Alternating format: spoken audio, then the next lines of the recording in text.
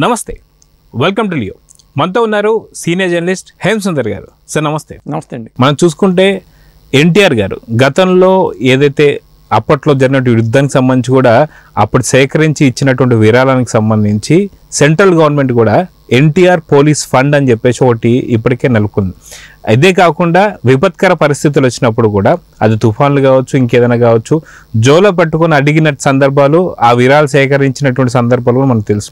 అయితే లేటెస్ట్గా ఇప్పుడు సినిమా రంగం నుంచి కూడా కొంత ఫండ్ వెళ్తున్నట్టుగా తెలిసి గతంలో అసలు ఎన్టీఆర్ గారు స్టార్ట్ చేసినట్టు అదే మొదటిదా, గతం ఇంకేమైనా జరిగాయని చెప్పి అయితే చర్చించుకుంటున్నారు. మొత్తానికి సినీ ఇండస్ట్రీ యుద్ధం గురించి కావచ్చు లేదా విపత్కర పరిస్థితుల్లో ఎలాంటి సాయం చేసింది, ఎవరు దీనికి ఆద్యులు అంటే ఏం చెప్తారు? అంటే ఇట్లాంటి యుద్ధ వాతావరణం వచ్చినప్పుడు ఏంటంటే ఫండింగ్ ప్రాబ్లం ఉంటుంది. ఇప్పుడు మీరు పాకిస్తాన్కి సంబంధించి డబ్బులు లేక వాళ్ళు ఇప్పుడు నానా తిప్పలు పడుతున్నారు. అడుక్కునే పరిస్థితి వచ్చింది వాళ్ళకి. మాకు ఇవ్వండి అని అప్పు కోసం అరువులు చేస్తున్నారు వాళ్ళు. కానీ ఎప్పుడైనా సరే ఒక ఫండ్ అంటూ ఉండాలి. రక్షణ నిధికి ఒక ఫండ్ ఉంటే మనకి ఎప్పుడైనా సరే ఇట్లాంటి విపత్కర పరిస్థితి వచ్చినప్పుడు మనకి అవసరం అవుద్ది. ఈ విషయంలో ఇప్పుడు ఎన్టీ రామారావు గారు ఆశ్చర్యం చెప్పాల్సి వస్తుంది. ఎందుకంటే వాళ్ళ సినిమా వాళ్ళు ట్వీట్లు చేస్తున్నారు, మోడీ గారిని ప్రశ్నిస్తున్నారు. మోడీ గారు చేసిన ఆపరేషన్ సింధూర్ మీద ప్రశ్నిస్తూ చాలా ట్వీట్ చేశారు. అయితే ట్వీట్ చేస్తున్నారు కానీ మాటలు కాదు, నీ చేతల్లో నువ్వేం చేస్తున్నావు అని చూపించాలంటే ఈ తరహాలో ఇప్పుడు ఎన్టీ రామారావు గారు అప్పుడు ఎట్లా చేశారో ఆ తరహాలో ఫండ్ రైజింగ్ కోసం ఏర్పాట్లు చేయాలి. నిన్న సుబ్మా అంటూ ఆయన అరవింద్ గారు ఆయన సినిమా సింగిల్ రిలీజ్ అయింది కాబట్టి సమర్పకుడిగా సింగిల్కి వచ్చిన డబ్బులు లాభాల్లోంచి కొంత ఫండ్ని నేను ఈ జాతీయ రక్షణ నిధికి వాటికి ఈ ఫండ్కి ఇస్తున్నాను, గవర్నమెంట్కి ఇస్తున్నాను అని చెప్పి ఆయన స్టేట్మెంట్ ఇచ్చారు. గతంగా చెప్పాలంటే మనకు ఫస్ట్ వచ్చిన స్టేట్మెంట్ అదే అని చెప్పాలి. ఇప్పుడు ఎన్టీ రామారావు గారి గతంలో ఏంటంటే 1965లో అప్పుడు పాకిస్తాన్కి సంబంధించిన దాడులు జరిగినప్పుడే, అప్పుడు ఆ యుద్ధం వచ్చినప్పుడే జాతీయ రక్షణ నిధికి ఆయన 8 లక్షల రూపాయలు విరాళాలని లాల్ బహదూర్ శాస్త్రి గారికి ఇచ్చారనేది రికార్డెడ్గా ఉంది. అలాగే 1952లో ఆయన 1949 ఆ టైంలో సినిమా ఫీల్డ్కి వచ్చిన 52లోనే రాయలసీమ కరువుకి ఆయన 1,50,000 1,50,000 కలెక్ట్ చేసి ఇచ్చారు, విరాళాలు కలెక్ట్ చేసి ఇచ్చారు. అలాగే 1965లో అది 8 లక్షల రూపాయలు ఇచ్చారు లాల్ బహదూర్ శాస్త్రి గారికి, అప్పుడు ప్రధానమంత్రిగా ఆయనకి ఇచ్చారు. అలాగే దివిసం ఉప్పెనకి వచ్చినప్పుడు కూడా నక్కినేని నాగేశ్వరరావు గారు ఎన్టీ రామారావు గారు కలిసి ఇచ్చారు. ఇప్పుడు కొంతమంది ఏమవుతుంది, సినిమా వాళ్ళు ఇలా మొదలుపెట్టి ఎవరిని చేస్తున్నారు అనుకోండి, ఎగతాళి చేసేవాళ్ళు కూడా ఉంటారు. పేరంతా ఆయనకి పోతుంది, ఆయన చెప్తే మనం వెళ్ళాలి అనుకుంటారు. ఆ రోజుల్లో మరి ఎన్టీ రామారావు గారు పిలిపించినప్పుడు కలిసి వెళ్ళారు, అందరూ వెళ్ళారు, దాదాపు ఆర్టిస్టులు అందరూ కలిసి వెళ్ళారు. ఇవాళ కూడా ఎవరో ఒకరు పూనుకుని ఎన్టీ రామారావు గారు అప్పుడు ఎట్లా చేశారో ఇట్లా ఇప్పుడు ఈ రోజుల్లో చేస్తే స్టేట్మెంట్ ట్వీట్లు చేసి ఇవ్వడం కాకుండా కొంత ఫండ్ ఇచ్చి మళ్ళీ వీళ్ళు ఏదో రూపంలో ప్రోగ్రామ్స్, మ్యూజికల్ ప్రోగ్రామ్స్ లేకపోతే ఏదోటి చేసుకుని ఖచ్చితంగా చేస్తే ఈ ఫండ్ కింద ఉంటుంది గవర్నమెంట్కి. అయితే మనం చూసుకుంటే గతంలో అన్న ఎన్టీఆర్ గారు స్టార్ట్ చేశారు, దాని తర్వాత మనం చూసుకుంటే ఇప్పుడు అల్లు అరవింద్ గారు చెప్పారని చెప్తున్నారు.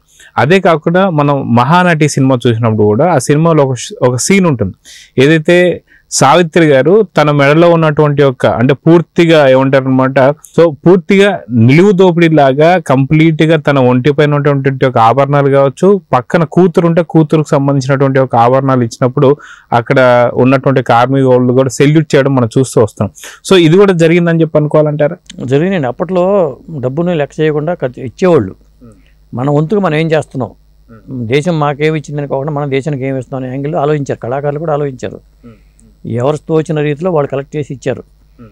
స్టార్టింగ్లో అయితే కొంతమంది విమర్శించారట, ఆయన మనం వెళ్ళాలా, మన సినిమా ముఖం మీద రంగులు వేసిన వాళ్ళు జనంలోకి వెళ్తే మన వాల్యూ పోతుంది అని. ఆ రోజుల్లో మరి చాలా కీలకం, తెర మీద కనిపించేవాళ్ళు జనంలోకి వచ్చారంటే క్రేజ్ ఉండేది.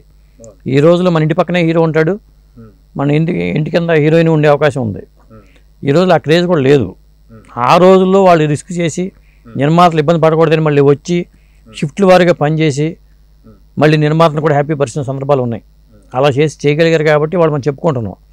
మరి ఈరోజు మన హీరోలు ఏం చేశారో లేకపోతే మన దర్శకులు ఏం చేశారో, డబ్బున్న ఆసాములు ఏం చేశారని అనుకుంటే సినిమా రంగంలో వాళ్ళు కూడా వాళ్ళ అమౌంట్ ఇవ్వడంతో పాటు ఇండస్ట్రీ తరపున ఏదైనా ప్రోగ్రామ్స్ కలెక్ట్ చేసుకుని కండక్ట్ చేసి ఇవ్వడం అనేది చాలా మంచి సంప్రదాయం. ఆ సంప్రదాయాన్ని కొనసాగించడం అనేది చాలా మంచిది. అది ఎప్పటికైనా ఉపయోగపడుతుంది. ఇప్పుడు జాతీయ రక్షణ నిధికి అప్పుడు ఎన్టీ రామారావు ఇచ్చినట్టుగానే ఒక రక్షణ నిధి ఏర్పాటు చేసుకుని ఇలాంటి అమౌంట్ ఏమైనా ఉంటే ప్రకృతి వైపరీత్యాలు వచ్చినప్పుడు లేకపోతే ఇలాంటి పరిస్థితి యుద్ధ వాతావరణం వచ్చినప్పుడు భూకంపాలు వచ్చినప్పుడు ఉపయోగపడుతుంది. అవును.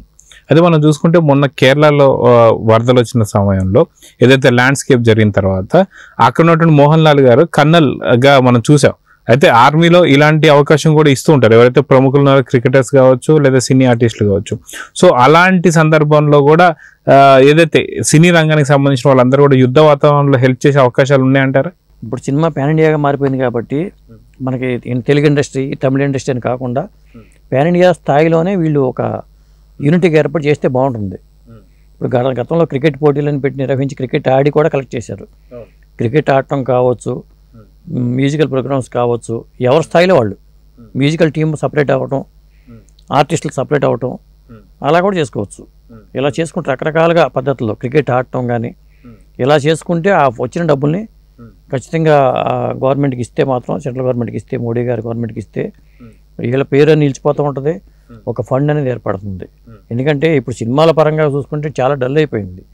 కనీసం గవర్నమెంట్ కన్నా ఏదైనా చేస్తే ఇది గుర్తుండిపోతుంది కదా చరిత్రలో. అవును, అదే ఇందాక మీరు అన్నట్టుగా పూర్తిగా పాన్ ఇండియా రేంజ్కి సినిమా వెళ్ళిపోయింది కాబట్టి దాంట్లో టాలీవుడ్ అగ్రస్థానంలో ఉందనే చెప్పుకోవాలి. సో ఇప్పుడు ఇలాంటి పరిస్థితుల్లో ఓ ప్రభాస్ కావచ్చు, ఒక అల్లు అర్జున్ కావచ్చు, ఓ రామ్ చరణ్ కావచ్చు, ఇలాంటి పవర్ స్టార్స్ కావచ్చు, ఇలాంటి వాళ్ళందరూ కూడా, అది కాకుండా బాలీవుడ్ నుంచి తీసుకుంటే కొంతమంది స్టార్స్, అదేవిధంగా చూసుకుంటే కాలీవుడ్ నుంచి కొంతమంది స్టార్స్, సో ఇలా నేషనల్ వైడ్గా ప్రోగ్రామ్స్ ఏదైనా కండక్ట్ చేసుకొని వీటి ఫండ్ తీసుకెళ్ళిస్తే ఎలా ఉంటుంది అంటారు? ఖచ్చితంగా బాగుంటుంది. ఎందుకంటే ఇప్పుడు ఇక్కడ అమ్మ అసోసియేషన్ ఉంది తమిళనాడులో, ఇక్కడ మా ఉంది, నడిగర్ తిలకం అని అక్కడ తమిళనాడులో ఉంది. వీటికన్నిటికీ కలిపి నేషనల్ వైడ్గా ఇప్పుడు మనకి ఎట్లయితే రాష్ట్రాల వారీగా మా ఉందో అక్కడ ఎట్లా ఉందో తమిళనాడులో, వీటన్నిటికీ కలిపి పాన్ ఇండియా స్థాయిలో కూడా ఒక అసోసియేషన్ లాగా ఉంటే బాగుంటుంది. అది ఆ ఆలోచన కూడా చేయాలి. ఎందుకంటే ఇండియన్ సినిమాగా మారిపోయినప్పుడు ఖచ్చితంగా అసోసియేషన్ కూడా ఇండియన్ ఆర్టిస్టుల అసోసియేషన్ లాగా ఒకటి ఉండి పాన్ ఇండియా ఎఫిలియేట్ అయ్యి ఉంటే, ఇక్కడ మా కానీ నడిగర్ తెలంగాణ అది కానీ ఎఫిలియేట్ అయ్యి ఉంటే వాళ్ళు యూనిటీ ఉంటుంది. వాళ్ళు కాంటాక్ట్ చేసుకోవడం కానీ, ఒక గ్రూప్లో మెయింటైన్ చేసుకోవడం కానీ, వాళ్ళకి ఏం వచ్చినా, కళాకారులకు ఇబ్బంది వచ్చినా ఆదుకోవడానికి ఉంటుంది. ఆ ప్రయత్నం ఎవరు చేయట్లా, అది కూడా చేయాల్సిన అవసరం అయితే ఉంది. సో చూద్దాం సార్, మీరు అన్నట్టుగా పాన్ ఇండియా రేంజ్లో ఇలాంటి అసోసియేషన్ ఒకటి ఫామ్ అవ్వాలి. ప్లస్ ప్రతి ఒక్క అసోసియేషన్తో లింకప్ ఉంటూ ఎలాంటి ప్రోగ్రామ్స్ చేయాలి, మన దేశానికి ఎలాంటి నిధులు సహకరించవచ్చు అనే దానిపైన అయితే ప్లాన్ అయితే జరగాలి. సో చూద్దాం ఏం జరగబోతుందో. నమస్తే. నమస్తే.